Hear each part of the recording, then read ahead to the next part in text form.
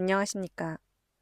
오늘 이 시간에는 탐심은 우상 숭배니라 라는 제목으로 함께 말씀을 나눠보도록 하겠습니다. 먼저 말씀해 보겠습니다. 골로새서 3장 1절로 6절 말씀입니다. 그러므로 너희가 그리스도와 함께 다시 살리심을 받았으면 위의 것을 찾으라. 거기는 그리스도께서 하나님 우편에 앉아 계시느니라. 위의 것을 생각하고 땅의 것을 생각지 말라. 이는 너희가 죽었고 너희 생명이 그리스도와 함께 하나님 안에 감추었음이니라. 우리 생명이신 그리스도께서 나타나실 그때에 너희도 그와 함께 영광 중에 나타나리라. 그러므로 땅에 있는 지체를 죽이라. 곧 음란과 부정과 사욕과 악한 정욕과 탐심이니 탐심은 우상 숭배니라. 이것들을 인하여 하나님의 진노가 임하느니라. 아멘. 사도 바울은 그리스도와 함께 살리심을 받은 자들에게 땅의 것이 아니라 위의 것을 찾고 위의 것을 생각하라 라고 말씀합니다. 그리고 땅에 있는 지체를 죽이라고 하면서 이 땅에 있는 지체라는 것은 음란, 부정, 사욕, 악한 정욕, 탐심이라고 합니다. 그리고 덧붙여서 탐심은 우상 숭배라고 말씀하고 있습니다. 또 이것들을 인하여서 하나님의 진노가 임한다고 말씀합니다. 이 지점에서 우리는 깊이 생각해 봐야 합니다. 하나님의 진노는 반드시 이 땅에 있는 지체에 떨어질 수밖에 없습니다. 이것이 다시 오실 주님을 만나기 전에 처리된 사람이 주님 다시 오실 그날에 진노를 피할 수가 있습니다. 그러면 탐심에 대해서 나눠보도록 하겠습니다. 탐심은 우상 숭배니라. 이 구절을 많이 들어보았고 심지어 암송하고 있다고 할지라도 이것이 정말 마음에 깨달아지고 이 말씀의 뜻을 제대로 알고 있는 사람들이 얼마나 될까요? 하나님은 탐심을 우상 숭배로 보고 있습니다. 탐심은 나에게 주어진 것 이상을 탐하는 마음을 말합니다. 곧 하나님이 주신 것 이상을 바라며 곁눈질하는 것입니다. 하나님의 주권에 도전하는 일입니다. 기본적으로 하나님을 원망하는 마음이 바탕이 되어 있습니다. 로마서 12장 3절 말씀입니다. 내게 주신 은혜로 말미암아 너희 중 각 사람에게 말하노니 마땅히 생각할 그 이상의 생각을 품지 말고 오직 하나님께서 각 사람에게 나눠주신 믿음의 분량대로 지혜롭게 생각하라. 아멘. 하나님은 은사에 대해서도 마땅히 생각할 그 이상의 생각을 품지 말라고 말씀하십니다. 그것을 하나님이 각 사람에게 각각 분량대로 나누어 주시기 때문입니다. 믿음의 분량까지도 말입니다.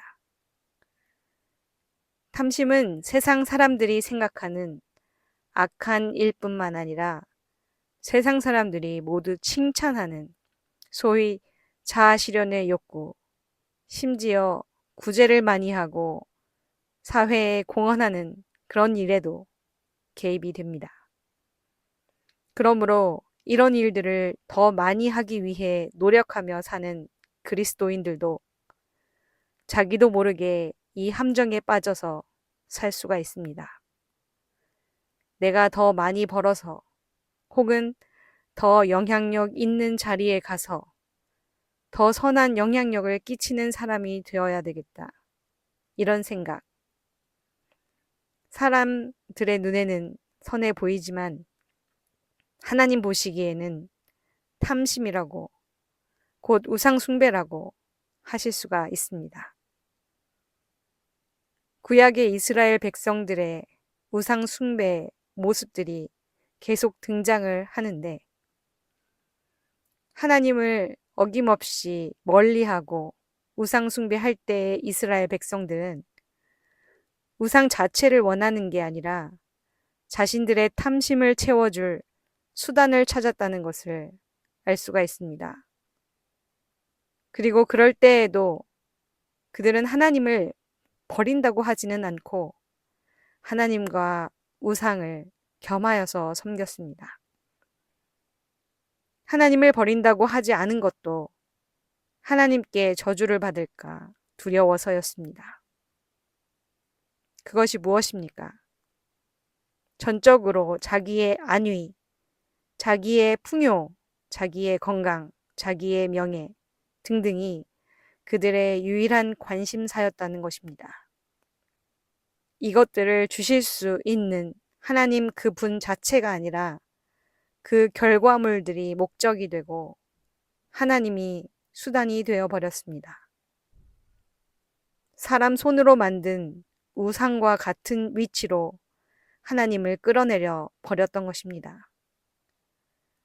그러니 하나님은 더 이상 하나님이 아니라 그들에게 우상과 같은 존재일 뿐이었습니다. 이것을 초래하는 모든 것이 탐심입니다. 이것을 반드시 청산해야 합니다. 어떤 거창한 욕심만 말하는 것이 아닙니다. 지금의 어려운 상황을 벗어나기를 원하는 것도 그것이 나의 중심에, 나의 목적에 놓이는 순간 탐심이 됩니다. 지금 혹시 어떤 일로 괴롭습니까? 불안합니까? 두렵습니까? 그것이 왜 괴로운지, 왜 불안한지, 왜 두려운지 찬찬히 되짚어 보시기를 바랍니다. 하나님은 그것을 우리에게 알게 하시기를 원하십니다.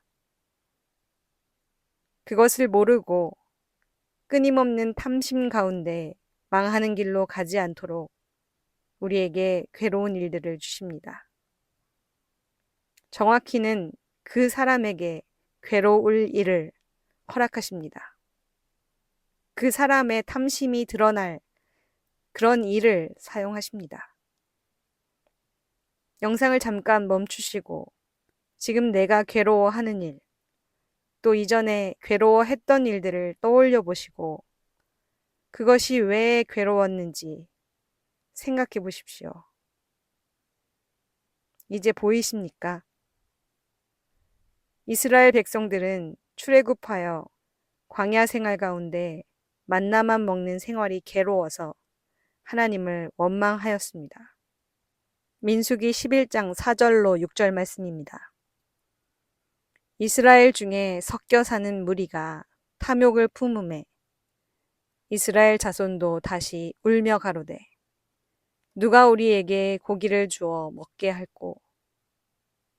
우리가 애굽에 있을 때에는 값없는 생선과 외와 수박과 부추와 파와 마늘들을 먹은 것이 생각나거늘 이제는 우리 정력이 쇠약하되 이 만나 외에는 보이는 것이 아무것도 없도다 하니.